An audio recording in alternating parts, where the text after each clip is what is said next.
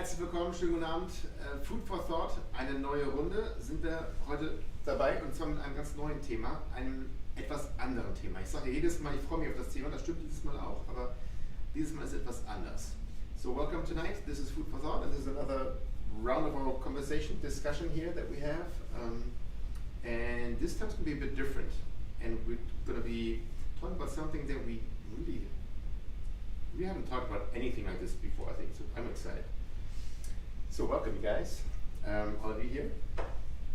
Some new faces, welcome especially to you guys, that's cool. We're going to be talking about climate change and about environment and about what happens around us. And the difference is, I think so far we've been talking about things like God loves us, God cares for us, different aspects straight from the Bible or maybe even Bible verses. And that's stuff that we normally don't hear when we leave this room and we go back to school, back to work, then it's like nobody talks about that. But this thing is something we hear about every single day, all the time, right?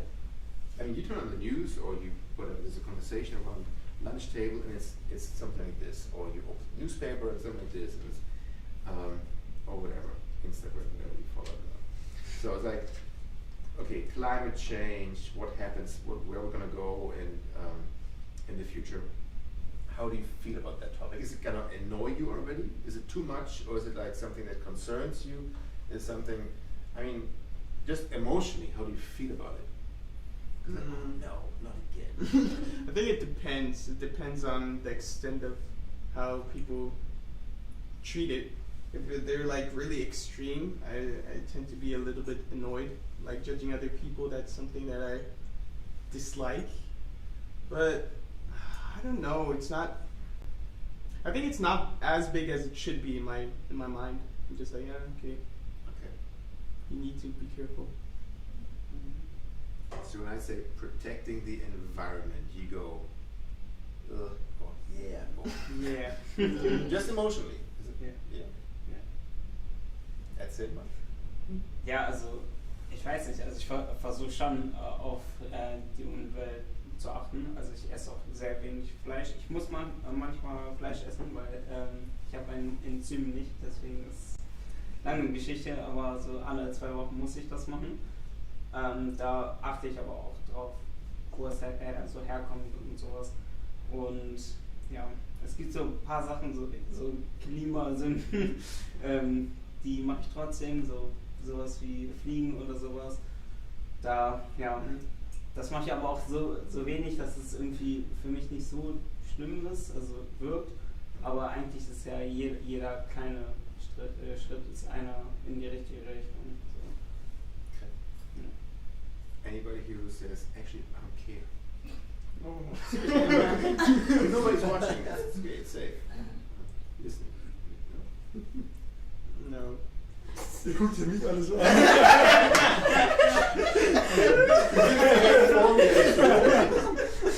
Ist okay. Also ist auch nicht so. Also, ich finde schon, Umwelt ist ein wichtiges Thema. Aber wenn ich das jetzt alltäglich höre, ist es nicht Prio A, ja, ich muss alles geben, um die Umwelt zu retten, sondern es ist halt so ein Nebenthema, wo ich mal hier und da in einem Nebengedanken drauf achte, aber jetzt nicht bei jedem Einkauf dann denke, oh nein, was richtig damit an. Ja. Genau. Ich glaube auch manchmal so, manche Sachen sind schon eingebettet, so Sachen, okay, ich werfe diesen Müll jetzt nicht auf den Boden, ich warte bis zum nächsten Mülleimer, da kann ich es reinwerfen. So simple Sachen, die einfach zu tun sind, wo man nicht sagt, okay, das bricht mir jetzt ein Bein, wenn ich das mache. Das sind so die Sachen, wo es recht einfach ist, da durchzuziehen. Okay. Mir geht es da eigentlich auch sehr ähnlich wie was Erik meinte und auch was Luca meinte. Das ist schon was, woran ich denke und wo ich versuche, kleinere Schritte zu gehen, die quasi mehr umweltbewusst sind, wie zum Beispiel irgendwie Secondhand-Klamotten kaufen oder irgendwie oder irgendwie so weniger Fleisch essen oder wenn man Fleisch isst, darauf achten, wo es herkommt oder sowas oder vielleicht nicht immer importierte Sachen essen oder Gemüse und Obst essen, was gerade in der Saison ist, so Sachen.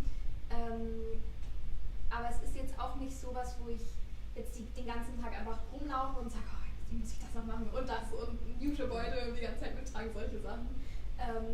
Ja, aber es stört mich auch manchmal, wenn Leute das so ähnlich wie Luca meinen, mit so einem richtenden Ton quasi sagen, so dieses auf den Finger, mit dem Finger zeigen und sagen, ja, aber du machst das und das nicht und du isst noch Fleisch und so. Das gefällt mir nicht und ich finde, das ist in diesem Thema gerade so eine sehr große Sache geworden, dass es sehr so judgmental geworden ist und das finde ich ist nicht gut und ich finde, da können auch gerade Christen vielleicht da in diesem Thema so ein bisschen da rein sprechen, ohne diesen richtenden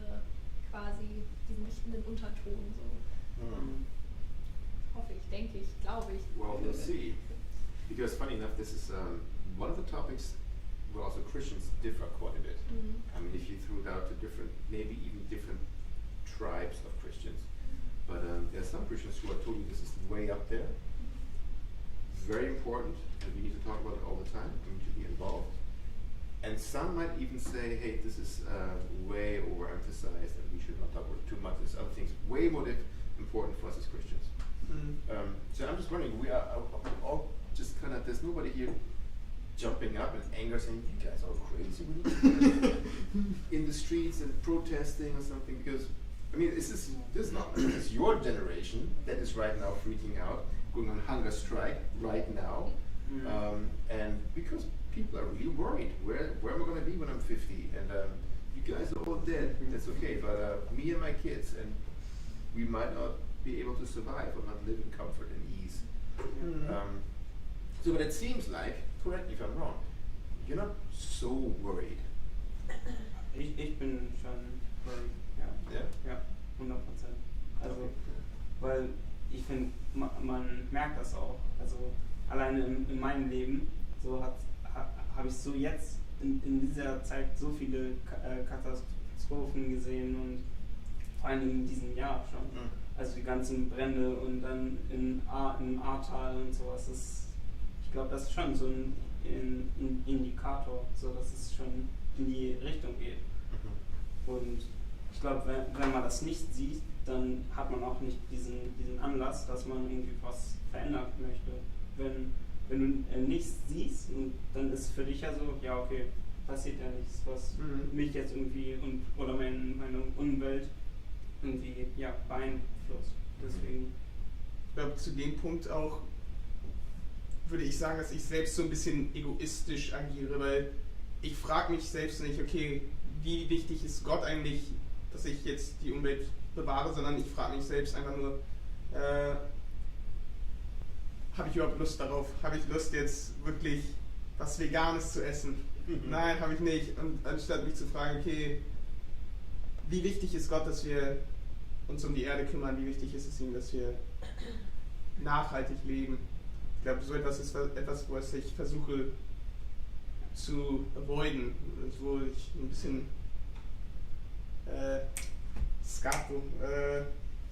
davon weggehe. Ja, Ja, ich vermeide das, mich selbst zu fragen, okay, ja, was soll ich machen? Ja, weil jetzt, wenn ich zurückdenke, ich glaube, ich habe mich nie gefragt, soll ich mich jetzt hier so ein bisschen drum kümmern, um die Erde her? But that's actually a cool thought. I mean, let's say here's somebody, probably not in this room, but there are people who are really concerned about the future and about environment and about the trees and everything and climate. And because they're worried and they're afraid, they take certain actions. They say, okay, I'm going to change my diet. It's going to have an impact on my life because they're afraid of the future. And possibly it's fine. But that's so. Worry about the future is one possibility, but now you mentioned faith. So faith could also be something that triggers my way of how do I handle it. You know, because I'm worried, I'm going to take a certain action, and because I'm a Christian, I'm going to take a certain action or not. This is going to be maybe a bit, I don't know, be honest now here. Do you operate like this? That you say, okay, because I'm a Christian, I'm going to have to take a certain position on something, actually on everything in life. And environment is just one thing. You know what I mean? I think generally I do think like that, but in this topic, not so much. I must honestly say, I think for me, when I hear discussion about this topic, definitely it's not the first thing I think about. What does God want me to do, or how does God want me to act? I think the first thing that normally like shows up in my mind is like this topic again, because right now everybody is just so, I don't know, direct with this topic, and it's just, in a way, it does not come with the best atmosphere sometimes, so it's not the first thing I think about, but it should be probably, and it could be, but it's not at the moment. But generally with other topics I do think like that, but this topic it's not the first thing I think about, honestly. Wir haben, also Sid und ich, wir haben auch darüber schon mal gesprochen und ich habe doch lange darüber so nachgedacht, weil also bei mir kam einfach dieses Bild, Gott ist der Hirte und wir sind seine Lämmer, seine Schafe und Gott ist so gut zu uns, warum sollen wir nicht unseren Tieren, die sind sozusagen in der Kette weiter unten, aber warum sollten wir nicht so gut zu denen sein? Und ich meine, wenn man sieht, was einfach passiert so in diesen Fabriken mit den Tieren und ja, das ist so, ich meine, jeder hat das bestimmt schon gesehen, aber das ist einfach so, das ist so von der Realität so fern, also das kann man gar nicht glauben, wenn man nicht da ist. So. Und deswegen, also ich kann mir nicht vorstellen, dass Gott das feiert, wie wir die Tiere behandeln. Wir als Gesellschaft jetzt. Ja. Also das ist bei mir tatsächlich ein Thema, wo ich früher so immer so ein bisschen so, ja, ist nicht schön, Klimawandel, aber ja, was auch nicht eine gute Denke ist. Aber tatsächlich hat sich das bei mir total geändert, weil ich darüber nachgedacht habe, was Gott denn dazu sagt oder was er davon hält. Und mir ist einfach immer bewusster geworden, es ist unmöglich, dass Gott diese Erde für uns kreiert hat, dass wir auf ihr leben können. Und ja, es ist halt so ein Privileg, aber auch so eine Verantwortung, die wir tragen für diese Erde. Und als ich einmal angefangen habe, das so zu sehen, hat sich einfach alles total geändert bei mir, weil ich mir einfach dachte, Gott hat diese Erde für uns kreiert, wie können wir es wagen, quasi als Schöpfung einen anderen Aspekt von Gottes Schöpfung so zu behandeln oder einfach nicht drüber nachzudenken. Und genauso wie wir andere Menschen lieben sollen, die ja auch Gottes Schöpfung sind, ist ja auch Gottes Erde Gottes Schöpfung. Und wir sollten auch Liebe und Respekt und Fürsorge für unsere Erde haben. Und ich glaube nicht unbedingt, dass Diskussionen und also nicht 1000 Proteste und man geht zu allen und richtet und sagt, du musst jetzt das und das machen. Ich glaube nicht, dass es der richtige Weg ist. Vielleicht auch nicht der christliche Weg, sage ich mal ganz vorsichtig. Aber ich glaube auf jeden Fall, dass es einfach wichtig ist, Menschen auch zu versuchen, diese Liebe für unsere Erde näher zu bringen. Und auch diese Ehrfurcht, würde ich sogar sagen. Also für mich persönlich ist einfach die Natur so der Ort schlechthin, wo ich Gott sehe oder wo ich Gott finde oder wo ich in Kontakt mit ihm treten kann.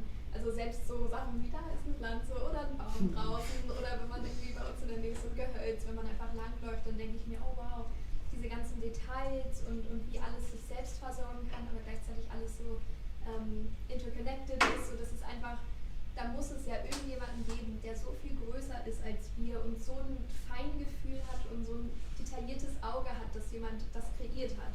Und wieso sollte ich mich nicht quasi ihm unterordnen und mich vor ihm verbeugen? So, weiß ich nicht, das ist immer so mein Gedanke, den ich habe. So. Das macht mich sehr ehrfürchtig für die Erde, aber auch für Gott. Und ich finde, das ist so eine super Sache. Und ich denke, wieso sollte man sich nicht um die Umwelt kümmern? So. Ja. Das ist wahrscheinlich wieder so ein Egoismus-Ding, weil man sieht halt, oh, diese Pflanze will doch irgendwas schön, Gott hat die kreiert, aber ich habe echt Bock auf einen Big Mac oder so etwas und dann geht man sich einen Big Mac kaufen. Weil, ich weiß nicht, ich habe das Gefühl, dass Umweltschutz tatsächlich getrennt ist, also, wie soll ich das erklären? Also, es ist getrennt von dieser Idee von, okay, Gott, also, nee, das war dumm erklärt. Ich weiß auch nicht, Ja. Also, Gott ist aus Umweltschutz rausgenommen worden, quasi. Also, God is taken out of this concept of, was heißt Umweltschutz? Environmental protection. Yeah, environmental protection. But God is inside of this idea of nature. So it's only in this in this aspect of protecting that you take God out, because then, oh, wonderful nature, but you don't consider God if it comes to the question of how should I protect it. Does that make sense? Mm-hmm. Yeah. Okay. And I think it's just really easy to also talk about it. It's like, oh yeah, I would like the environment, for example, to be better, or I would like to solve the problem, but it's really easy to say something and then not to do something. I see that, for example, my surroundings, because and I also think what about the worrying? The more you look into the problem, the more you're gonna worry, because then you know how serious it is, right? So I watched a couple of documentaries about the environment, and I decided to go completely vegan out of the blue, which was I did for a month, which was also almost impossible because my whole surrounding was not vegan at all. So nobody knew how to cook vegan, for example, and everybody that you told that you were vegan was a little bit, how do you say it, annoyed, or like angry towards you because you were trying to differ from the rest. So I think it's really easy to say, okay, I want it to be better and not do anything about it. And if you try to do something to make it better, people are gonna look at you because you're different, because you try something else. So I think, of course, it's annoying to see the news everywhere and like, oh, not again the environment. But then you also, on the other hand, have people that completely ignore the fact that there is something going on. So I think there's definitely going to be a middle way. We need to find a middle way, or like something to solve the problem. But I don't think protesting as a group makes a big difference, because I think it needs to come from higher up to make the world a better place. You can always make people aware of the fact that there is something, but I think to make people really want to make a change, I think it's quite difficult in the moment, like in the state we are right now. And actually, I think maybe we should have a discussion on politics at some Yeah. point. Not now. Okay, that's interesting. Now, Sydney went into something. Said, okay, she made this connection between environment and climate change and faith, and how there's sort of a faith lens onto the topic, and you say, okay, because I'm a Christian, I need to think things through a certain way, you know, and responding to a situation because I'm a Christian. And some of you said, yeah, that's how I do it too. So I feel like I need to do it as a Christian. So when you think this topic through as a Christian, how do you do that? I mean, what are the thoughts on it? What should Christians think about this topic, about the environment and climate change? I think first of all, it's important to realize that it's not completely like, okay, wait, let me rephrase it. So God obviously created us and the world, but, and it says this in Genesis, we've had this in your class in school, so I remember. I do remember. I hope you remember too. No, but we talked about the fact that God gave us the responsibility to take care of the other things that He created. So I think it is important to realize that we can't just be acting however or do whatever, just not care about what God created, because God did put us in that position of responsibility, and it is our job. Obviously, when you get certain responsibilities, it is your job to look out for certain things and to take care of certain things, and not just, I don't care about this. So I think that's one important aspect to keep in mind, is that we're not just created by God and amongst whatever God created, but we do have the task of also taking care of the other things that He created, and to be aware of how we treat. Now let me just read that passage. I know you've all memorized it, but I'm just reading it just in case. Genesis 1, okay, this is verse 26. Then God said, let us make man in our image, and man is not male, but man as human being, in our image, after our likeness, and let them have dominion over the fish. Let them have dominion over the fish of the sea, and over the birds of the heavens, and over the livestock, and over all the earth, and over all creeping thing every creeping thing that creeps on the earth. So God created man in his own image. In the image of God he created him, male and female he created them. And God blessed them. And God said to them, be fruitful and multiply, and fill the earth, and subdue it, and have dominion over the fish of the sea, and over the birds of the heavens, and over every living thing that moves on the earth. And God said, behold, I have given you every plant yielding seed that is on the face of all the earth, and every tree with seed in its fruit, and you shall have them for food. And so on. How do you hear that? I mean, what do you think does that mean in the context of how should we handle the environment? I feel like I always think of these two words when I read that. It's privilege and responsibility. So on the one hand, it's a beautiful gift that has been given to us. I mean, the earth is a beautiful place, but at the same time, it's also a huge responsibility for us to have, as I think it said, dominion over all of these animals. And also with this vegan thing, as Joffrey was also saying, I was also vegan for a while. And when I started, I kind of also had a similar experience as you did, where it's kind of like, oh, I don't want to like stress out my friends, and then they have to cook something for me. And I had a pretty interesting talk with someone who was over for dinner with my family, and he kind of said that he doesn't think that in the Bible it says that we should be vegetarian or vegan, and maybe even the concept of veganism is maybe not that compatible with the Bible or with Christian living. I'm not really sure if I would go that far, but I mean, God has given us animals to eat them, and I don't think that it's morally bad or sinful in any way to eat an animal, but I think that the way that we use that we use up the earth's resources to kind of benefit ourselves in a way that is übertrieben. That's just way more than we actually need.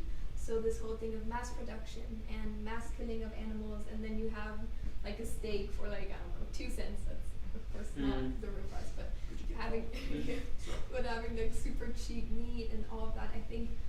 I don't think that that's what God meant from my humble perspective when he said that we have dominion over animals. I think that this whole aspect of reverence and respect for what we eat or the earth that we walk on has kind of been lost. And I think that the way to fight this whole climate situation is not by, I don't know, saying you have to do this and we don't produce clothes anymore or whatever.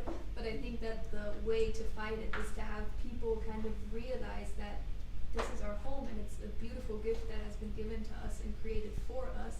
And why would we not try to just give do our best to live in harmony with it? Okay. Anybody else? How do you see that, these topics? Is it maybe reminded of Spider-Man when you hear that? With much power comes Great responsibility. Wow. Yeah, I think for our survival we need meat. But what you said, the masses in what we take it is too much. For example, take Africa. If they eat meat there, it's a way to survive. Like the plants and the food combined is their diet to survive and to be. For us, it's like, okay, we want something, we get it, and we can eat ourselves sick. Like when the birds came from the sky in the desert, the people started eating, and they died. Well, basically we can do the same here, and in the Bible it's an example that's not a good thing. So I think the same. Take what you need and leave the rest. I think if we do that, then we also value the earth way more than we do right now. Well, isn't it interesting? I think Luca was it to mention it that this topic raises or brings, makes us aware of the fact that for us, at least from a Christian perspective, the issue is against sin, because is the environment important? Yes, it is. And should we make sure that yes, of course, fine. But I want a burger. Mm-hmm. And I do want comfort and ease. And I want the snack. And I don't want to walk, I want the car. and so there's something in me that creates a problem. So it's not that I disagree. No, of course I agree, but there's something in me that struggles with that, and so it's like. But isn't that how sin works? Exactly. Whenever you see McDonald's, you go like, right? They got the McRib back. McRib is back. McDonald's so evil. Yeah. Yeah, you should know.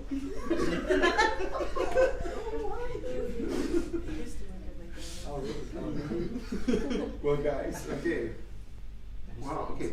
Here's the topic of the point is this. I think you said we should love, also we should care about the environment because God made it. So okay, I think it's a valid point to say. If God makes it, we should kind of treasure it or at least value the whole thing. I mean, you paint a picture and you know whether you like it or not, that's not the point. But you just go and just destroy it. But it's somebody that we treasure, which is God, who is God, made something we should treasure too somehow. But 2 Peter 3, I think, or somewhere at the end of the whole story, not the creation account, but at the end, this earth is going to go down. It's not. So what about that? So if the earth goes down anyway, we might as well just. I'm just asking the question now. What do you think? That's an Burger? Argument. No. Aber ich glaube, trotzdem ist dann ja noch unsere Aufgabe, es so lange wie möglich herauszuzögern, damit auch aus anderer Gottes Sicht, Timing, right? ja, also, aber auch vor allem, dass die Menschen so lange wie möglich überleben, damit die Möglichkeit so lange wie möglich besteht, dass Menschen Gott kennenlernen können. Also wenn man aber sagt, gut, okay, ich zerbombe jetzt alles, dann ist es endlich zu Ende. Aber ich glaube, das ist nicht so der Sinn dahinter. Vor allem ist auch nicht die Nächstenliebe dahinter. Wenn wir den Aspekt der Nächstenliebe dazu nehmen, müsste man ja eigentlich fast denken, gut, ich tue es auch nicht immer, aber fast denken, man muss so viel Gutes tun für die Umwelt, damit die Menschheit so lange wie möglich überlebt. Weil du willst ja, dass Menschen leben, wenn du sie liebst. Oder? Also, I think you're a great teacher.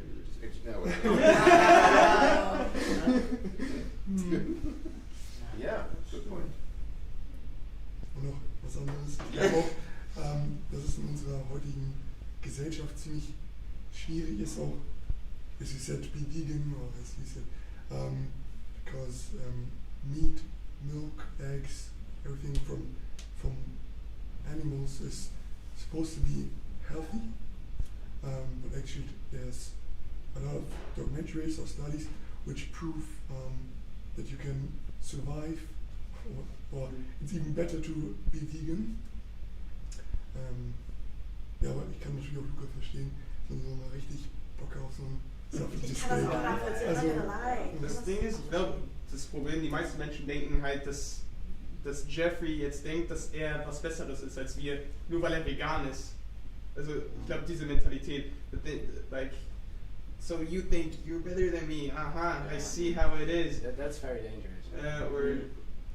Or just like, maybe it just makes the people aware, okay, he's doing something, I'm doing nothing, and it makes the person, I don't know, enrages the person. Like, okay. Feel guilty? Yeah, exactly. Like, he's doing something, I'm not doing anything, so what I can do is shame him for doing it. Okay. So I'm still higher up. Even though he wasn't trying to make you feel bad. Yeah, exactly. Okay. But that's, I think that's the thing with when you see somebody who is vegan or vegetarian. But it's also the other way around, because I started this with my cousin because I knew it was going to be impossible to start this alone. It's always better to have a group around you, or like people that are involved in the same, because if you have things like, well, you just motivate each other. It's with everything. So I actually also, when people ask me, and at some point I also got a little bit frustrated because, okay, so why are you jumping on top of me, asking these questions in such a way? And then I would respond back in a very, well, not very angry, but in a very annoyed way. So you had those constant like, and at some point, if you're really like invested in what you're doing, and you're also accusing other people of why aren't they doing what I'm doing because I'm trying to make the world a better place. So I think it's really, I also eat meat now sometimes. I also think it's finding a balance and not judging somebody else, but just making aware of what you said. You cannot go up to someone and tell them what to do. They should make the choice for themselves, or like just balance it out. Right? That's what I think. Und in der Offenbarung steht ja auch, dass am Ende der Zeit werden ja ganz viele Katastrophen kommen, also Erdbeben, Hagel und sowas. Und als ich das gelesen habe, dachte ich mir so, okay, vielleicht kommen wir langsam auf diesen Weg zu, weil bei uns sind jetzt auch schon viel mehr Katastrophen, und vielleicht ist es jetzt so, schon bald die Zeit. Also vielleicht ist es einfach durch den Klimawandel so, dass die Zeit kommt. Aber dann könnte man ja auch sagen, ey super, dann noch ein Burger. Aber du willst ja nicht, dass es noch schneller kommt. Nein?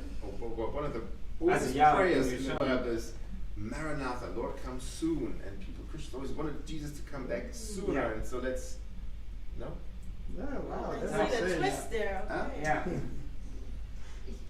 Come on, guys. Yeah, everybody's quiet now. Nobody Aber knows what to das ist say. ja, also wenn die Drangsal kommt, ich glaube, keiner von uns oder von jedem anderen würde sich freuen, dass es jetzt kommt, erstmal, weil es ist auf jeden Fall mit sehr viel Leid und sehr viel Blut verbunden. Ich glaube, wer sich darauf freut, das ist schon, also da muss man sehr stark im Geist sein. Und vor allen Dingen, man weiß ja auch, also die meisten, die nicht christlich dann sind, die wissen ja gar nicht mit der Situation irgendwas anzufangen, weil die haben das ja nicht gelesen. Also vielleicht ist es nicht nur für die Christen dann, sondern ich würde jetzt sagen, auch für die Leute, die halt nicht christlich sind, da sollte man auch deren Leben so beschützen. I'm just going to provoke you guys a bit because it's for It's fun. good. Yeah, so It seems like, I could imagine, I'm not sure, maybe nobody here, but I could imagine somebody says, well, I know Jesus is going to come back, and if destroying the earth is going to make him come back sooner, then bring it on. and if it's anyway coming in at his timing, if only God has a timing. Yeah, and maybe it's a bit like Judas, who thought, okay, Jesus, if you are really the Lord, then hey, I'm going to create a situation now where you have to show that you actually are in charge. So.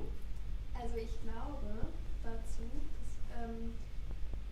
dass, ich kann mir auch vorstellen, wie du meintest, dass es vielleicht so langsam ein Anzeichen sein könnte, so Naturkatastrophen.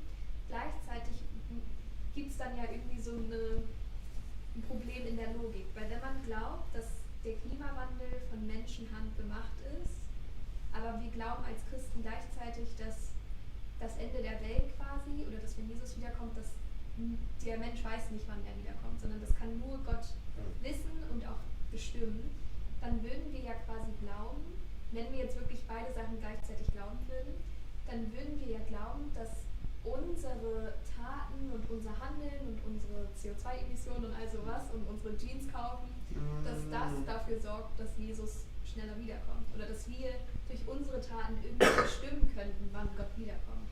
Und das meine ich, können wir nicht. Das heißt, irgendwie kann man nicht beides gleichzeitig glauben. Aber du weißt nicht, ob es Gottes Plan war, dass wir das glauben. Aber Gottes Plan war, dass wir die Welt weiter verschmutzen. Ich glaube, was wichtig ist, einfach in Erinnerung zu behalten, ist, was auch immer Gott vorhat, wird er auch so machen, egal was wir machen. Ich glaube, da können wir, egal was wir machen, wenn er einen Plan hat, dann wird das so passieren, egal wie wir handeln. Also wenn er vorhat, morgen vorbeizukommen, dann wird das passieren, egal was wir machen. Wenn es erst in 100 Jahren ist, egal was wir da machen, heißt jetzt nicht, wir können uns sonst wie verhalten, weil das kannst du dann ja auch in allen anderen Themen ja dann genauso anwenden. Also nur weil Gott irgendwie vielleicht demnächst dann, dann kommt, heißt es ja nicht, dass wir sonst was machen können, ganz generell. Aber ich glaube, wir beeinflussen da gar nicht Gottes Handeln. Also da bin ich fest von überzeugt, weil was Gott machen will, wird Gott machen. Egal. Ich versuche darüber auch gar nicht so viel rumzuphilosophieren, weil ich glaube so etwas, ich weiß nicht. Ich glaube, ich lese dann zu viel rein in in was dort steht und bringt viel meine eigene Meinung dort rein. Ich glaube, das ist immer so ein bisschen gefährlich. Warte, in was genau? Also, okay, Zu viel Zeit kommt Gott zurück. Wann kommt Gott zurück? Okay, Ja. das könnte ein Anzeichen sein. Ja, das Wenn du so lebst, dass ich weiß nicht, ist das ein bisschen. Ja, es bringt ja auch Demut hervor. Wenn du weißt, jeden Moment könnte er zurückkommen und wenn Ja, ich so genau. weitermache, dann. Genau, aber du musst halt nicht versuchen, einen festen Zeitpunkt zu bestimmen. Ja. Weißt du, ich Ach so, meine? Das ja, heißt, okay. jeden Tag, der vergeht, ist ein Tag näher, wann Jesus zurückkommt. Mhm. I'm going to throw another verse at you guys. Okay, this is 2 Peter 3, I just mentioned it, verse 10. There's more around the verse, but just so that you listen to one at least, okay. 2 Peter 3, verse 10. But the day of the Lord will come like a thief, and then the heavens will pass away with a roar. And the heavenly bodies will be burned up and dissolved, and the earth and the works are done on it will be exposed. And before that it says something in verse 7, but by the same word the heavens and earth that now exist are stored up for fire, being kept until the day of judgment and destruction of the ungodly. There's a lot of okay happening in this whole chapter, like this earth is gonna, if you feel like, okay, we should, not buy that pair of jeans and not eat the steak so that we would have this earth forever, that's probably not gonna happen. But then, so what do you do with that verse then? For me, Have you ever read it before? Ja. Nice. I outed myself. No. I don't read the Bible. Everybody else has it. Now it's getting intense.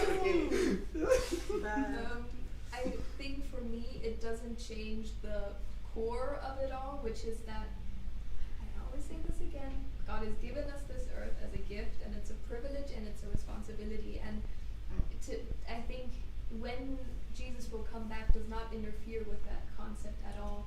I think that's why I really like to, this is something that works for me, but I really like to view it that way, because to me nothing can really stand in between that. When God created the earth, He created it for us, and however long this earth may exist, it's still under our dominion. So I still want to just treat it with love and respect. And I don't think that you cannot now buy any more clothes, or everything will sing you, every single thing you do has to be kind of filled with guilt, or whenever you look at plastic, you have to hit yourself to finding it yourself. I really don't think that's the way, but I think just having this love for what God has created for us and respect for it, and I think you automatically shift the way that you act when you have that mindset, I think. And it doesn't have to be, oh, there's McDonald's, oh, I can't go.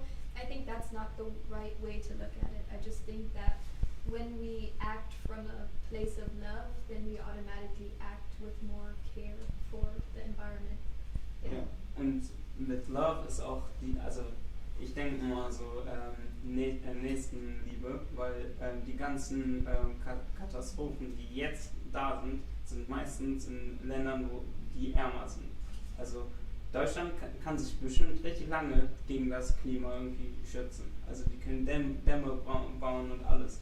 Aber ich glaube, irgendwann andere, ärmere Länder, die können das nicht machen. Und allein für die müssen wir, wenn wir es können, einfach was machen. Also wenn wir schon wissen, und jeder Experte sagt das einfach, dass sowas wie Hungernöten und sowas einfach kommen, dann müssen wir eigentlich aus dem reichen Land einfach sagen, okay, wir sind für die Leute da, weil das sind auch Menschen und wir lieben die Menschen, so egal wo die her sind. Ja. And just so that people don't get me wrong here, because I threw out this 2 Peter 1 now, okay, we could have heard of it, whatever. Also ich glaube nicht, dass, so wie ich die Bibel verstehe, nicht, dass Gott am Ende die Erde einfach zusammenknüllt und sagt, egal, das war's. Und ich mache alles neu, das stimmt, aber es ist wahrscheinlich zu verstehen, so im Sinne von einer Renovierung. Nicht, dass er aus dem Nichts nochmal neuen Himmel, neue Erde schafft, die völlig da war, sondern eher, dass das, was hier ist jetzt, komplett renoviert wird und auch, dass die Erlösung sich am Ende auch in der gefallenen Schöpfung zeigen wird und dann diese Erde, auf der wir jetzt sitzen, heil sein wird. Und dazu Romans 8. We got a lot of Bible here today. Good. Romans 8:21 and maybe the next verse too. That creation itself will be set free from its bondage to corruption and obtain the freedom of the glory of the children of God. For we know that the whole creation has been groaning together in the pains of childbirth until now. Creation is feeling the effects of sin. So we are, as the ones who brought sin into the creation, have caused a lot of problems. And just one. I mean, destroying the environment is just one of them. But creation is suffering along with this, and it longs. So guys, please. Probably creation says to Jesus, come back soon, because everything's going to be made whole. Yeah. And I do think, though, Eric, you were just a bit too quick, man. I think so too. I mean, the key is in all of this really. Take care of environment and treasure what God treasures and what He made. That's right. But in the end, it's not about loving Mother Earth or anything, but loving people. We can't say, I don't care if people die somewhere else because they can't build dikes or whatever, or are going to starve. We got to do something because we are supposed to love people. And it might feel indirect because it's like, oh, it's far away, and what difference does this one burger make? But that's kind of what should drive us, I think, as Christians. Huh? So how about that? How about loving people? I mean, is that a motivator for you guys in everyday life? Next time at McDonald's, next time at some store you work for that sells clothes, I don't know, from Bangladesh. I don't know. Wow, can I see? I didn't mention the name. I don't even know it. How's that for you guys? I mean, okay, I want to love people, so that is key for me. I don't know. I'm already struggling loving people as it is. I don't know. Environment and time. I have to also be, ich muss ehrlich sein, ich habe das nicht so betrachtet, wenn ich jetzt irgendwie versuche, umweltbewusster zu leben, dann habe ich ehrlich gesagt, das war nicht so gut, das zuzugeben, aber habe ich nicht unbedingt gedacht, ja, weil Menschen auf irgendeiner Insel werden irgendwie ertrinken, wenn das Wasser, wenn die Meeresspiegel ansteigen. So habe ich das ehrlich gesagt nicht gesehen, sondern mehr so ganze Fische und Ich glaube, da hat man wieder so einen egoistischen Gedanken, kann das sein? Ja. Ich möchte diese Natur weiter erleben können, deshalb kümmere ich mich gut darum. Ich möchte sterben. Ja, genau. Ich weiß nicht, deshalb ist dieser Punkt von Lieben echt krass. Weil, ich weiß nicht, ich habe das Gefühl, dass der Mensch richtig egoistisch ist. Also in sehr vielen Aspekten. Und genauso mit diesem Naturding. Ich möchte halt nicht die Welt brennen sehen, weil das ist nicht so eine schöne Aussicht zu meinem Fenster. I like the way. Ich kann Luca auch nur zustimmen.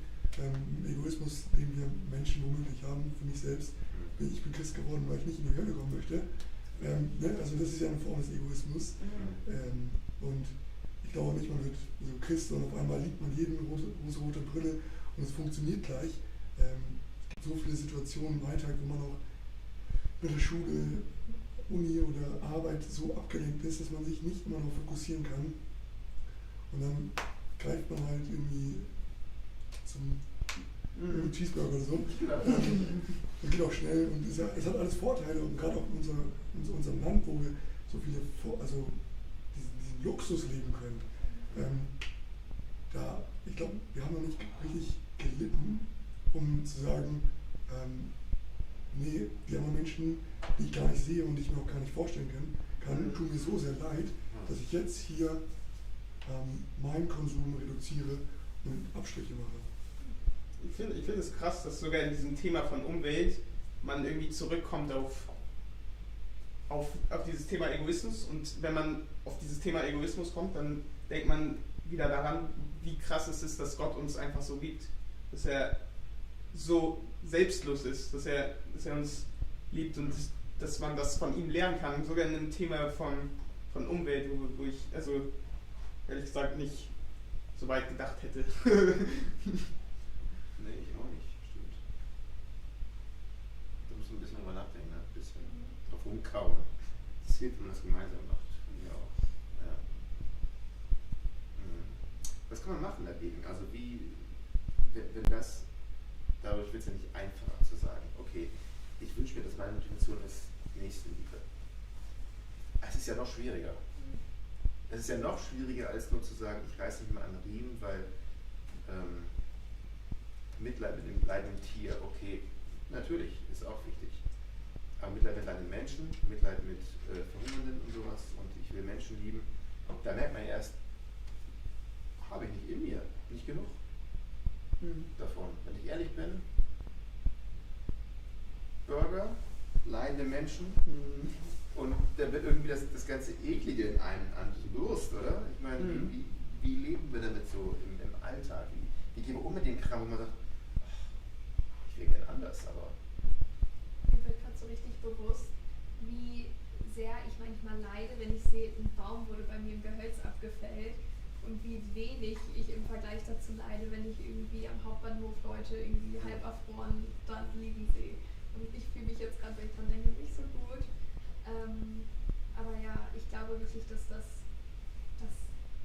die Wurzel in jedem Thema einfach Liebe ist, also Nächstenliebe, ja, für Menschen, für alles, aber auch vor allem für Menschen so. Das ist halt einfach die Wurzel, und ja, man kann halt nicht einfach sagen, oh, ich möchte jetzt Nächstenliebe haben, dann hat man's. Aber ich glaube, das ist einfach sowas, wenn man die Menschen als Teil der Schöpfung sieht, und wir sind ja alle gemeinsam Teil der Schöpfung, so wir sind ja alle, das klingt jetzt vielleicht so, also nicht, aber wir sind ja alle eins irgendwie in Gottes Schöpfung, wir sind alle zusammen bilden wir diese Schöpfung. Das heißt, wenn wir einem anderen Menschen Leid zufügen oder uns für einen anderen Menschen nicht interessieren, dann fügen wir uns selbst ja auch Leid zu, weil ich mag irgendwie dieses Bild, dass wir einfach alle, ich möchte immer nicht so esoterisch oder so klingen, aber dass wir einfach alle verbunden miteinander sind und gemeinsam diese Schöpfung bilden. Und wieso würden wir ja einen Teil der Schöpfung verletzen wollen, wenn wir selbst auch ein Teil davon sind? Ja. Ich finde, das Bild hilft einem manchmal einfach, sich das vor Augen zu führen.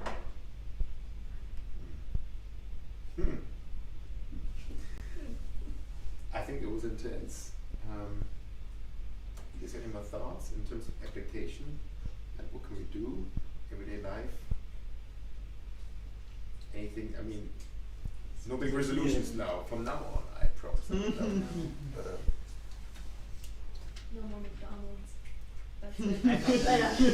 Einfach mehr drauf achten. Also ich glaube, jeder kleine Schritt in die richtige Richtung ist schon, wenn wir alle das machen, dann ist es schon ein großer Schritt. Und ja, vielleicht kann man erstmal Platzweg ein bisschen weniger machen, und dann merkt man, okay, das ist gar nicht so schwer. Dann ja. Sich informieren über die Sachen, Ja. also vielleicht einfach mal drüber nachdenken. Weil heutzutage, ich glaube, dass heutzutage denkt man über nicht so viel nach, wenn ich ehrlich bin. Also, weil du hast halt so viel Content, du kannst immer irgendwas machen, du brauchst nicht nachdenken. Ich glaube, sich einfach ein bisschen Zeit nehmen und da drüber nachzudenken. Ein bisschen meditieren, beten. Vielleicht Auch wenn es banal klingt. Vielleicht auch so, um das so zur Bibel zu führen, vielleicht Sachen lesen wie Genesis, finde ich, ist einfach so, um einem das so vor Augen zu rufen, wie wichtig das eigentlich ist und wie krass diese Schöpfung eigentlich ist. Und ich finde in Psalmen, gibt es echt viele und ich habe jetzt keinen genauen, aber gibt es sehr oft irgendwie so Metaphern oder Symbole oder sowas, die David benutzt, die aus so der Natur oder aus der Tierwelt stammen. Und bei mir, wenn ich das lese, bin ich mir so, oh, wow, so weiß ich nicht, das finde ich, das zu lesen und quasi auch einfach seine Gedanken dazu zu lesen und wie er das auch verbindet mit Gott und unserer Rolle in der Schöpfung, finde ich, ist auch sehr schön, um einem das auch einfach vor Augen zu rufen. I think one of my next steps is to just pray for more love for people. Because I don't have it in me, to be honest. Not enough. And not enough that I would go, okay, it's going to automatically change the way I live with regard to environment or with regard to people or with regard to my car or whatever. Yeah, but it makes you work the fact that it's not enough. Okay, why don't we draw a line right there and say, thank you guys, that was interesting. Thank you very much for participating, for being open and honest. Vielen Dank auch an euch nochmal, wer mitgemacht habt, zugeguckt habt. Ihr könnt gerne auch weiter verbunden bleiben über unsere Homepage prayer-house.de und schreibt gerne einen Kommentar, seid irgendwie in Kontakt mit uns. Wir freuen uns irgendwie von euch zu hören, wenn es euch interessiert. Oder beim nächsten Mal mit dabei sein. Bis dann. Tschüss.